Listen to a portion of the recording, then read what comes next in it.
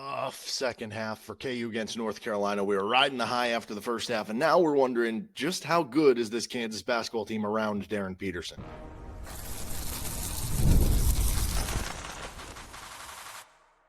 You are Locked On Jayhawks, your daily podcast on the Kansas Jayhawks. Part of the Locked On Podcast Network, your team every day. What's going on? Derek Johnson here. This is Locked On Jayhawks. Thanks for making it your first listen every day, and thank you to everydayers catching each and every episode of the show. We are free and available anywhere you get your podcast, including on our YouTube page where you can like and subscribe to the show. And on today's edition of Locked On Jayhawks, we're breaking down KU's 87-74 loss to North Carolina. What went wrong? Is the roster been built to fail around Darryn Peterson? We're going to get into all that on today's episode of the show. We'll get into our moments, stats, and awards of the game, and then we'll get into our game balls as well here for KU. It does feel like doom and gloom whenever you lose. You lose a game by 13, and you get outscored in the second half by 21 points. I will say there are certain positives you can come with. Like, it will depend at the end of the year where this North Carolina team is. If this ends up being a team who right now they're preseason number 25, if they end up being like the 25th best team in the country and you lost in that situation, it doesn't sound as good. But in the same way that when Kansas beat Michigan State last year in the Champions Classic and Michigan State was unranked and it was an ugly game and we didn't know what to make of it, and Michigan State ends up being one of the best teams in the country at the end of the year, I don't know, man. Like, I got to be completely honest, watching that game, yes, I was, there were certain things that weren't great from KU. I was really impressed with North Carolina. And I do think we need to at least acknowledge, I think you played like Caleb Wilson looks like a top 10, if not top 5 pick in the NBA draft. Henry Vasar is a possible all-ACC pick. Seth Trimble's a possible all-ACC pick. I think they legitimately might be a top 10 or 15 team in the country. And you played them on the road in a game where, yes, you did not make life hard on them at all. You made them, get into a rhythm and everything, but they shot the ball well in terms of, it wasn't a great three-point shooting game from them. They did have that hot stretch, but seemed to hit every mid-range fall away. Obviously, you couldn't stop their offense in terms of getting into the paint. So I will acknowledge a little bit of that. But I do think a lot of the warts that we were worried about KU coming into the season showed in this game. Oddly enough, one of the warts, the three-point shooting, did not. If I would have told you KU was going to go 12 of 25 from three coming into the game, you would have said, oh, KU was going to steal this one on the road. KU was going to win this one on the road. The bigger issues for KU, some of the warts that we thought coming into the year were, do they have enough scoring punch? Do they have enough creation around Darryn Peterson? And I don't really know that we have a good answer to that after this game, which brings us to the next part, which was not supposed to be a wart, which was supposed to be a strength of this team, and that is the defense. And that was, I think, the most disappointing part of this game for KU, how bad the defense was. The defense was good in the first half. You gave up 29 points. And it almost felt like, though, so you hit all those threes at the end of the first half with Bryson Tiller. It almost felt like a moment where, when you look at what happened in the second half, where KU felt like, hey, we can match them scoring-wise, and you almost lost your fundamental, you lost your principle. Because at the end of the day, this is what Kansas's identity needs to be this year. They need to be a gruel it out, grind it out defensive team that excels in transition and has Darryn Peterson. Because if you can be an elite defensive team that can grind it out, that can play tough, that can make other teams play bad, which in the first half you did. You forced 10 turnovers. But guess what? You only forced one in the second half, and it came in garbage time, basically. For Kansas to be a successful team, that needs to be their identity. And then it's like, oh, we have this star player, Darryn Peterson, who is going to, kind of carry the offense, even though we're not going to be the prettiest offense in the world, but we're going to have that grit to us on the defensive end. And that's where I think you lost a little bit of that in this game, because that's the difference between the first and second half to me. Yes, the Bryson Tiller threes, that's a difference first and second half with him fouling out in the second half. But the biggest difference to me is the first half, you were able to be that gritty, grimy defensive team, and you had enough from Darryn Peterson and Bryson Tiller that it got you over the hump. You were up by 8 at halftime. Second half, they put up 58 points. This Kansas team is not built to win shootouts with other teams. That's not how they're built. If maybe you would have added Darian Williams or Keyshawn Hall out of the portal or one of these, then maybe it's a different conversation, but you didn't. And with how the roster is built, that needs to be your identity. And so on one hand, is it frustrating that that wasn't the identity tonight? Of course it is. On the other hand, with a younger team, a team that should get better, there's going to be early season hiccups this year. There just are. And so I don't come away about this like totally diminished. Again, I would have liked to see them be closer in the second half. It just felt like an avalanche hit though, and KU couldn't figure out how to stop them. I do have some other negatives to take away. I have some positives to take away, but I'm not like completely deterred away from my opinion that I think this team is still going to be like a top 15 team in the country. And like I said, I think North Carolina is going to end up being a top 10, 15 team in the country too. It's just going to be a matter of when you figure out your identity. And if you never figure it out, then yes, you are going to be screwed. But we've seen, but like I always think back to that. I know this isn't a great example because you got housed in the second round of the NCAA tournament, but you look at that Kansas team, the 2020 to 21 season that was playing like through the COVID year, so like less people in the stands.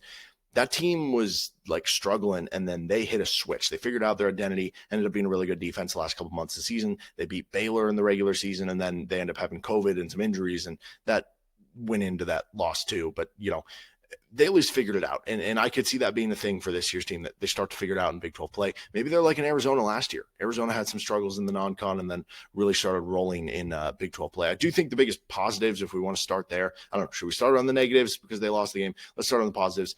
Darryn Peterson is still just an absolute freak show, man. 22 points, 8 of 14, 3 rebounds, 3 assists. He even had to deal with the foul trouble in the early going, which a little annoying. They sat him for as long. Obviously, he did come back in the first half. He didn't pick up another foul for the rest of the game. So it's like you almost just took, but KU actually did okay without him in the first half specifically. But he still is an absolute dude for KU. The Bryson Tiller threes, I don't think Tiller had maybe the best game defensively, although when North Carolina had their onslaught in the second half, that was mostly Tiller on the bench. So maybe he did have an okay defensive game. But the shooting specifically, because for KU to play the two big lineups, the biggest question is going to be the spacing. I think we're getting to a point, it's only 2 games, but as we continue to get more and more data, if you combine the exhibition games, I think the early season results would tell you KU's best lineup is going to be a 2 big lineup right now. Again, that can change. We need to see, can Tre White start to get more comfortable, because it just doesn't feel like that's fully come together yet. Can Cole Rosario or Jaden Dawson get it together? Because I know it looks okay, 2 of 4 from 3 for Cole Rosario, but 0 rebounds, 0 assists. He didn't dive on the ground for that one hustle ball in the first half that Caleb Wilson gets to, and then gets the ball for his team, and one of those threes is in garbage time. If those guys can't come together, like, it's going to have to be, Tre White at the 3 and Tiller at the 4, and at least KU can match with size. But then the problem with that is you only have one big off the bench if Tiller's starting next to Flory, and it's Paul Mbia. So I do think there's some of the flaws of the roster build are starting to show already early in the season, and that is a little frustrating too. See, we're getting into some of the negatives even through the positives. But yeah, the Tiller shooting was a nice thing to see, that he can at least get there. That he has that potential kind of in him, to be a good 3-point shooter and allow kind of the spacing of KU to come together. I would say for some of the biggest negatives, I mean, it is the defense, because like I was saying, like some of the stuff on the KU offense where, do you have enough guys to create shots? That was a question we had coming into the year, and I do think North Carolina is a lengthy team. They're going to be tough to contend with. The thing that it was most frustrating to me was the interior defense specifically. And it was like, where was Flory Bidunga? And I think that's one of the other biggest negatives from this game. What is Flory at this point in time? 8 points, 7 rebounds, only 4 of 9 from the floor, struggled defensively. Henry Vasar whooped KU down low. Caleb Wilson was really good. They did whatever they wanted in the paint. And some of that was KU's defense and pick and roll as a whole, as a team. Some of that was Flory. Some of that was when the other big man is in, but a lot of it was on Flory. And I just like, what are you getting there? And maybe it's just an inconsistent big. Like, let's not forget, like, he probably needs reps. He's more of a raw prospect coming in. Maybe it's just going to be inconsistent in the first couple months of the season for Flory. And then maybe by the time you get to Big 12 play, at least is the hope, light switch flicks and you see that guy more consistently that we see when we see the high moments. Because that's going to really determine how good this Kansas team can be. Like, if Flory Bidunga is an all Big 12 player, Kansas is going to be a top 15 team. If he's not, maybe they're closer to that 25 to 30 range in the country, certainly. So that'll be kind of interesting to watch for KU. I also, again, like going back to the idea that just like, what are you going to get scoring from your other guards besides Peterson? Council goes 2 for 11. Rosario, again, you get a late 3, but up until then you have 4 points. Jaden Dawson, 3 points in 10 minutes. Jamari McDowell gives you 9 minutes without a point. Marco Jackson, he hit that 1-3 and he had a few moments here and there, but still just looks a little too deer in headlights-y at certain times. It's just like, what are you going to get there? And again, these things can get better. We're still in the early part of the season. We're still in November 7th right now. But right now it is very much an incomplete product for KU, which is a little frustrating because you don't want to waste a great season of Darryn Peterson. So not the best start here, but I still do have hope of what this Kansas team can still become and still be if they figure out their identity needs to be on the defensive end of the floor. Let's get to our moments, stats, and awards of the game. This is Locked On Jayhawks. Today's episode of LOJ is brought to you by DoorDash, or maybe you're getting some late night eats tonight after watching the game. You know, you deserve it. Splurge on yourself. And it is the weekend. Let's look back and crown this week's MVP on Who Delivered, powered by DoorDash. Just like you can win every Saturday with DoorDash Streaks, saving more every time you order, these players delivered when it mattered most. Let's break it down. We're going to go with Blake Harrell for Kansas in football last week against Oklahoma State. He's continued to just kind of flash and make big plays and pressures and hit the quarterback and get TFLs and everything. He obviously had the one sack that forced a fumble. Blake Harrell's really on a heater right now. Just a redshirt sophomore. Kid's got a really bright future too. And just like Blake Harrell delivered for Kansas, DoorDash delivers your Saturdays. With DoorDash Streaks, you save every Saturday order. Stack it up all season. You could save up to $250, including $100 in DoorDash credits. Order this Saturday. Keep the streak alive. Fuel your game day only with DoorDash. Terms apply. Promo period through November 18th.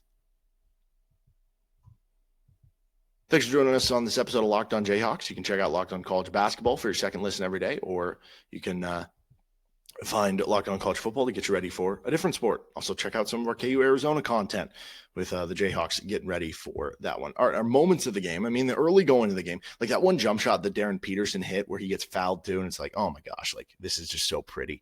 So beautiful to watch some of the things he was doing. That was certainly great for KU.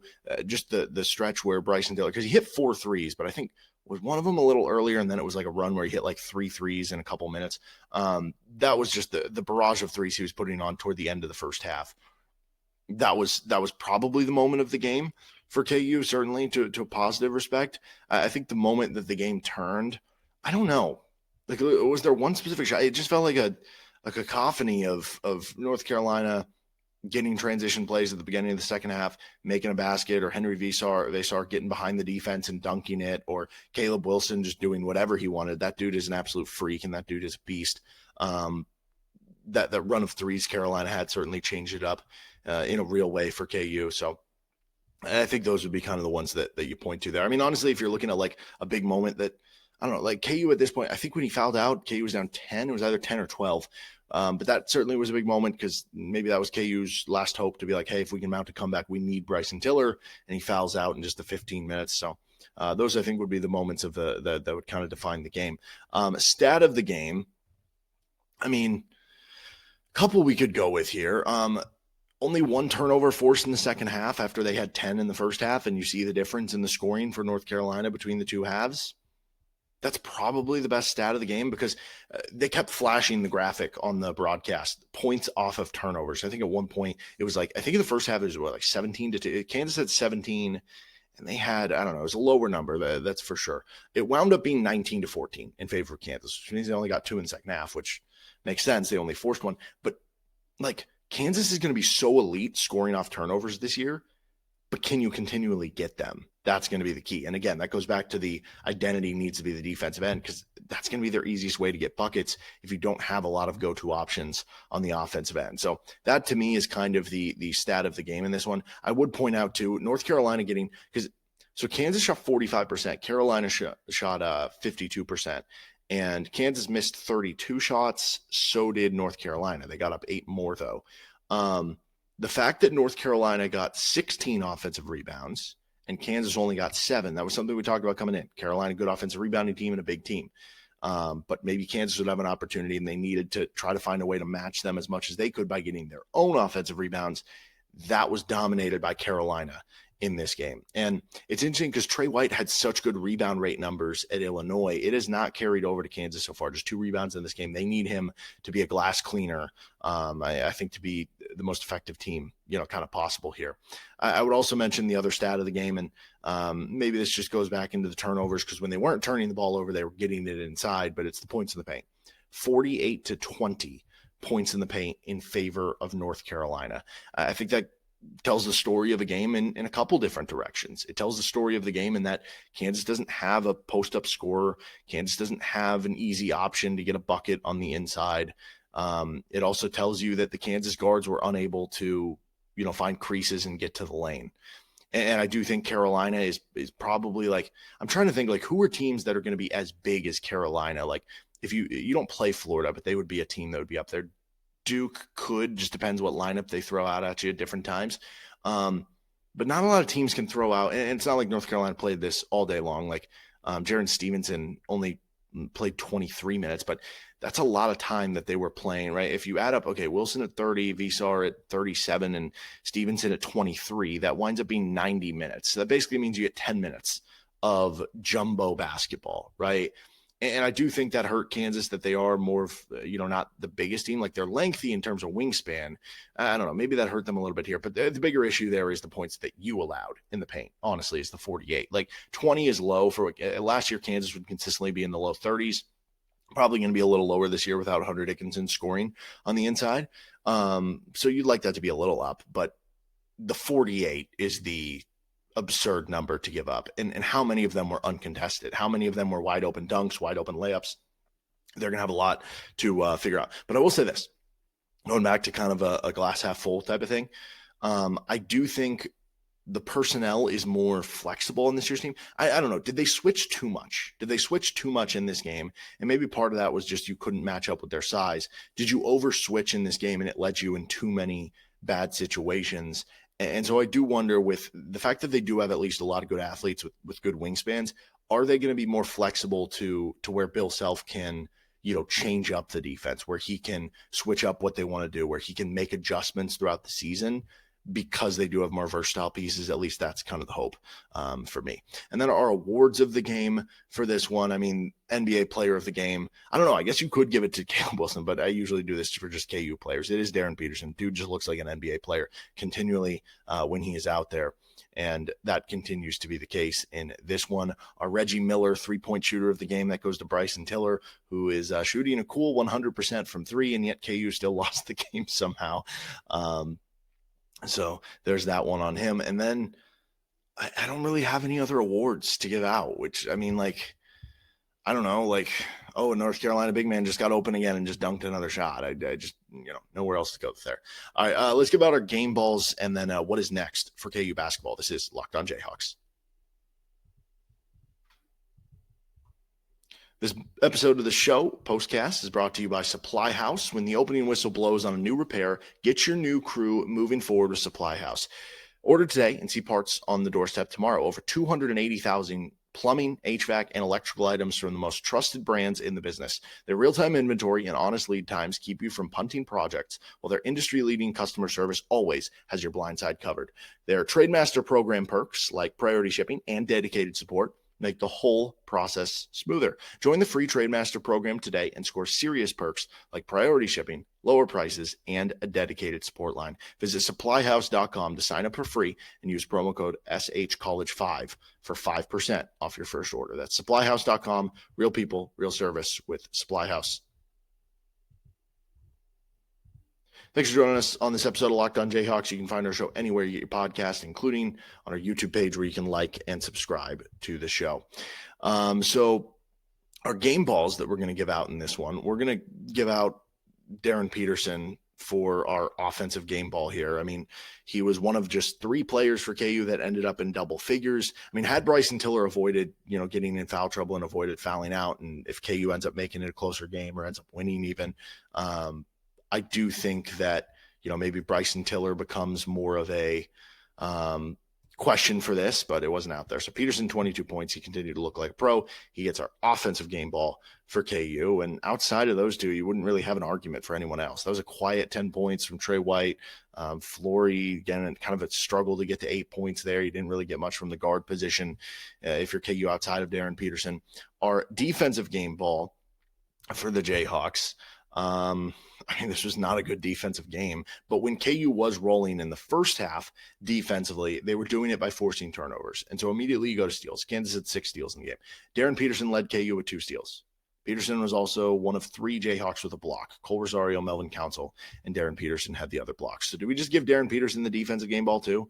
I guess we do in this one because I don't think you give it to one of the KU bigs. I think there was too much given up on the inside there. I continue to have nightmares. Henry Vasar just got switched onto Elmarco Jackson again and scored another bucket. And so I wouldn't give it there. So I guess we're just going to give both to Darryn Peterson. And then our this isn't necessarily a game ball because we could have done this in awards. And this is one of those where I bring up plus minus in a game, to use as kind of it can be a support system, right? If you see something and you feel something and then you see that, maybe you can use it as a piece of evidence. But sometimes I like to bring up when plus minus gets a little wonky and not super indicative, although maybe it is. Maybe, I don't know. Should this guy be playing more? There was only 3 players for KU who were not negative in this game in plus minus. One was Smeeze Calderon, only played 3 minutes. It was a 0, whatever. Another was Bryson Tiller. He was +1, played 15 minutes. That one makes sense, right? The other one, this guy was plus 13. Everybody else was negative outside of who we just talked about. This guy was plus 13 in 9 minutes. It was Jamari McDowell. And I think that just goes to you were out there at the right time when KU hit that run of the 3-point shots, because McDowell ended up 0 points on 0 of 1. He did have 2 rebounds. He had 1 turnover. That's just kind of funny to look at, point being. Okay, so what is next for KU? So they get A&M-Corpus Christi, who is ranked 247th on KenPom. That'll be on Tuesday. And then they get Princeton, that'll be next Saturday. Princeton's ranked 205th on KenPom. So a couple opportunities to kind of, boost it back up, because the next game that you play that is the super meaningful one is Duke. And Duke is obviously got a very good team this year. That'll be at the Champions Classic. Opportunity for Kansas to show that, hey, this was a learning moment in what they can do against Duke. I think one of the issues with playing Duke this year for KU is going to be they've got a lot of good wings. Obviously, Cameron Boozer is kind of a power forward, big man type. Patrick Ngongba is 6'11", 250. Boozer's 6'9", 250. Dame Sarr, near Kansas Jayhawk, is 6'7", 6'8 on the wing. Nicholas Kamania was a 5-star recruit. He's 6'8", 215. This is a big Duke team. Their starting guards, Isaiah Evans and Caleb Foster, 6'6" and 6'5".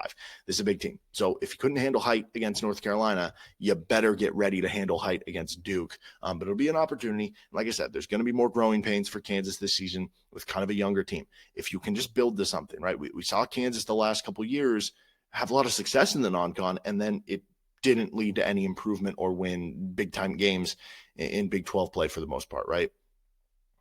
You'd prefer to have the opposite. And the thing is, you don't get to see the crystal ball. You don't get to know, hey, did losing to North Carolina teach this team a lesson that now they're going to beat Houston in Big 12 play? You don't know that. For all you know, they're going to lose both, right? And then this becomes more frustrating. But if this is a good learning moment, and if this does lead to this team having a more defensive identity, then I think it could be worth it in the long run. But obviously right now, you just don't know what that long run's going to hold. So we'll see more about that coming up for KU. All right, that'll do it for this episode of Locked On Jayhawks. You can find our show anywhere you get your podcast, including on our YouTube page where you can like and subscribe to the show. See you tomorrow for a KU Arizona postcast right here with LOJ.